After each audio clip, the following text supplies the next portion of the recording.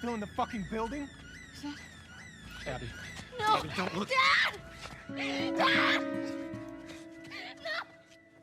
Today, we're diving into one of gaming's most controversial characters, Abby Anderson, from The Last of Us Part 2.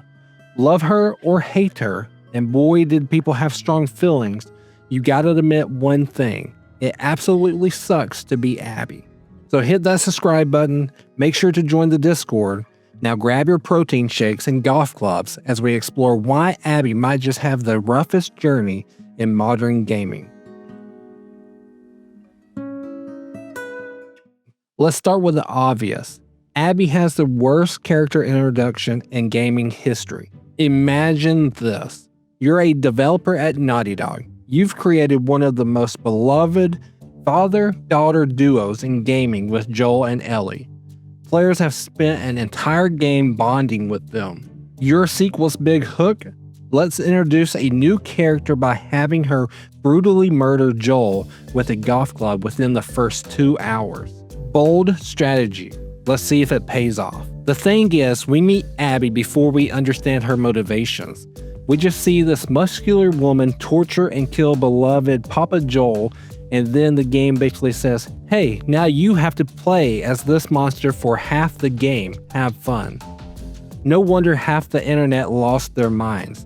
It's like if Game of Thrones had made you play as the guy who stabbed Jon Snow right after it happened.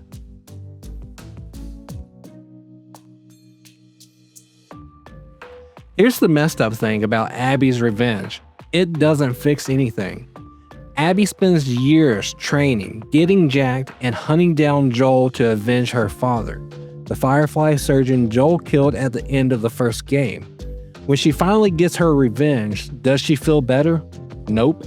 Her nightmares continue. Her friends look at her differently. Owen, the guy she has feelings for, is clearly disturbed by how far she went. And instead of closure, all she gets is this empty feeling and the knowledge that she's become exactly what she hated. It's like years waiting for a sequel to your favorite game, only to realize it's a mobile card game with microtransactions. All that anticipation for disappointment. But wait, it gets worse. Because Abby killing Joel sets off a chain reaction that absolutely demolishes her life. Ellie comes to Seattle looking for revenge and proceeds to hunt down and kill literally all of Abby's friends. Nora dead, Manny arrow through the head, Owen and Mel, who's pregnant by the way, both dead. Imagine coming back to your base to find your ex-boyfriend and his pregnant girlfriend murdered. That's what Abby faces. The friends who helped her get revenge, they all paid the ultimate price. Talk about karma coming back around like a boomerang made of pure misery. It's like Abby failed the think about consequences side quest, and the game went, that'll be all of your friends, please. What makes Abby's story so brutal is that she has to live with everything. Those recurring nightmares where she sees her dad dead. They don't stop after killing Joel. She's haunted by what she's done and what was done to her. The game shows us Abby waking up in cold sweats, traumatized not just by her dad's death, but by her own actions. She killed Joel thinking it would bring peace, but instead, it just added more weight to her already heavy conscience. Meanwhile, Ellie gets to be the hero of her revenge quest in many people's eyes, while Abby gets labeled the villain for doing what? The exact same thing Ellie is doing. Double standard much. Let's address the buffest elephant in the room, Abby's physique. The internet had a total meltdown over Abby's muscles. They're not realistic in an apocalypse, they cried, apparently forgetting that the WLF had a fully equipped gym, regular meals, and Abby is literally shown training obsessively. You know what's less realistic than Abby's muscles? The fungus zombies. But sure, let's all freak out about a woman with biceps. Abby's body became a weird lightning rod for criticism. She couldn't win. In the game, people complained she was too muscular. Then when HBO cast Caitlin Dever, who isn't as jacked, for the TV show, people complained she wasn't muscular enough. Imagine having your body become international news. That alone would make anyone want to find the nearest clicker and just give up.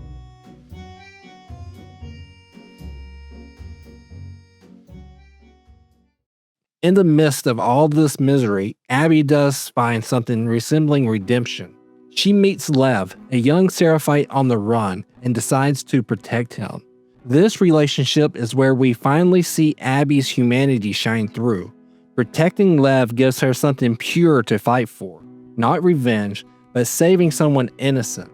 It's like the game is saying, see, she's not just a golf enthusiast with anger issues. But because this is The Last of Us, even this wholesome relationship comes with a cost.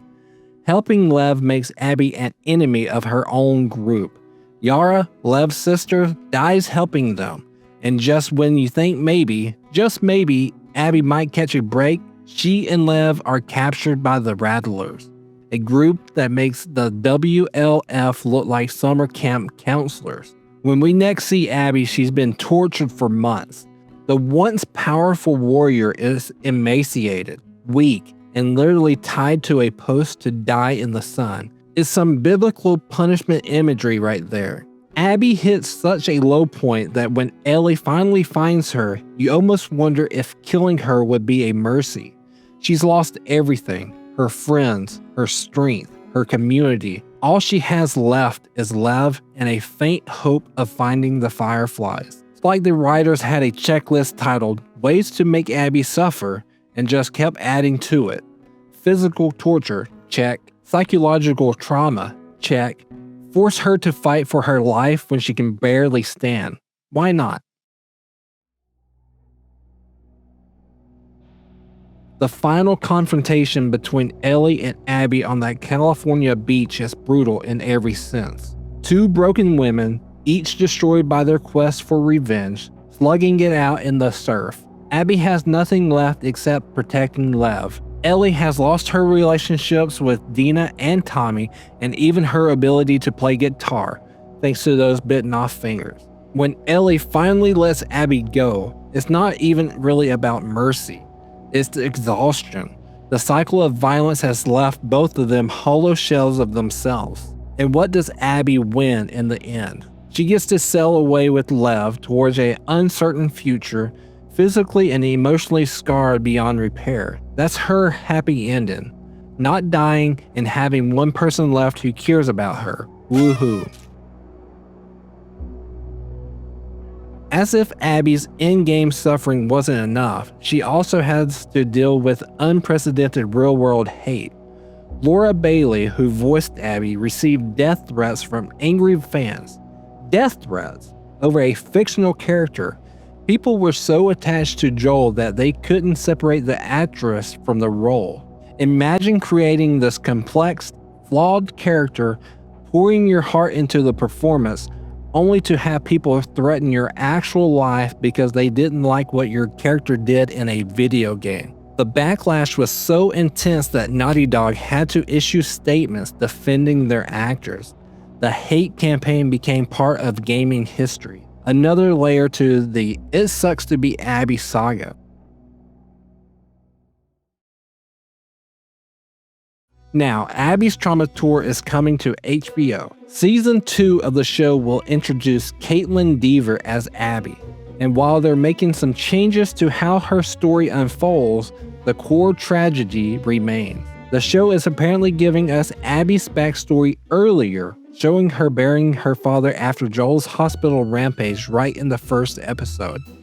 It's like the showrunners are saying, please don't send death threats this time. Look, she has reasons. But let's be real, no matter how they frame it, watching Joel get killed is going to devastate viewers, and Abby will once again be the center of that storm.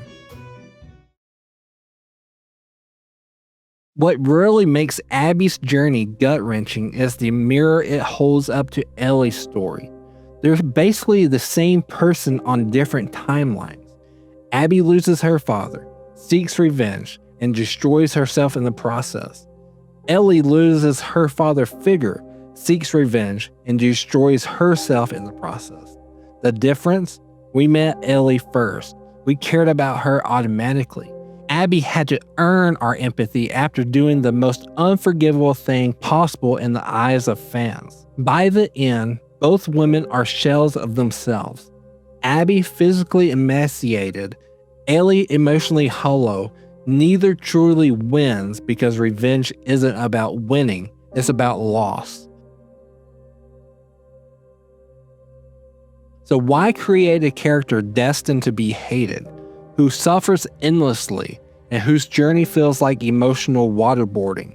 Because that's the point. The Last of Us Part 2 is about the fertility of revenge and the cost of violence. Abby is the living embodiment of that message. Her suffering shows us that even justified revenge leads nowhere good.